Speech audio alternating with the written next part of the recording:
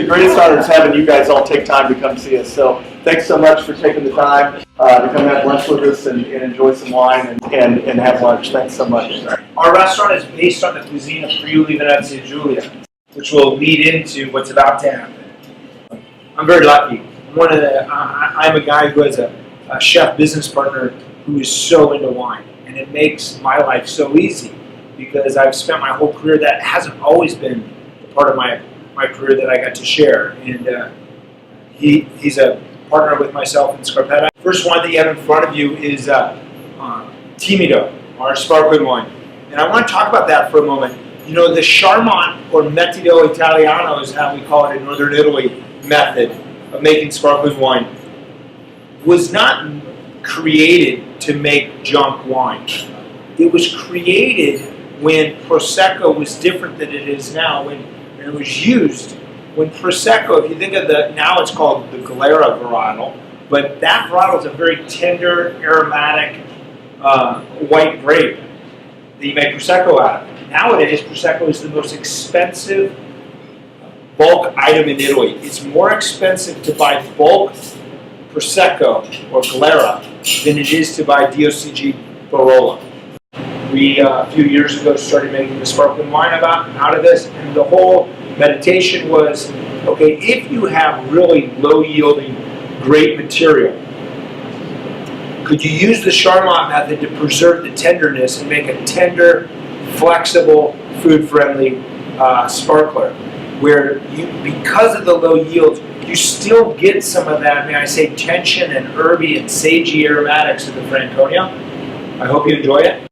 A vehicle of terroir is, and Noble does not need to be expensive. Noble needs to do that to you. So if you're drinking great Beaujolais, you want it to, from great Gamay from Beaujolais, you want it to taste like granite. You want that vehicle of terroir. So in Friuli, there's a couple soils that are important. One really important, called Ponca. Ponca is a compressed seabed. It's a white to grayish marl that is in, hypothetically, 90% of all the grape crus of Friuli. Yes, there's some producers that make great wine not on Ponca, but they are definitely the minority.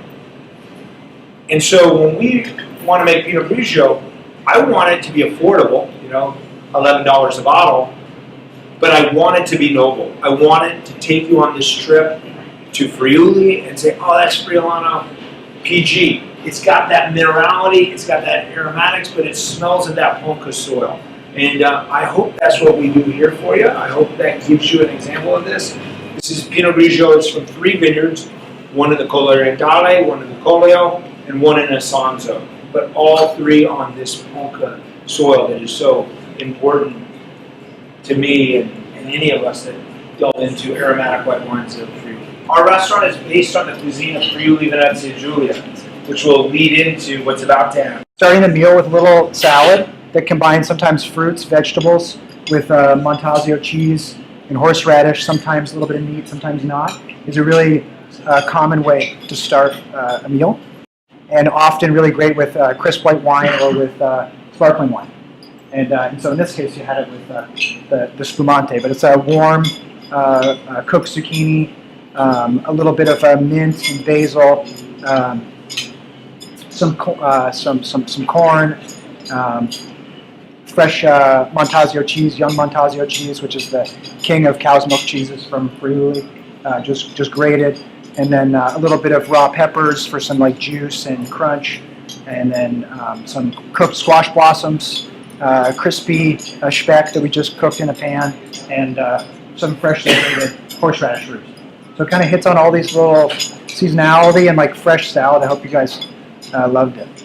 The next dish is a real true Friulano wine country dish, and a dish that in some ways allows us today to turn Bluestem into like a real typical osteria in Friuli. It's that little frico basket, right? So it's frico croccante, crispy frico, filled with polenta, a little bit of brown butter, smoked ricotta cheese from the mountains in Carnia, and some just fresh green onion.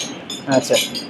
It's a kind of unusual taste maybe for us because we don't eat like that all the time, and it took me a long time to really settle into those flavors. But for me, that dish paired with Friulano always takes me to Friuli right away.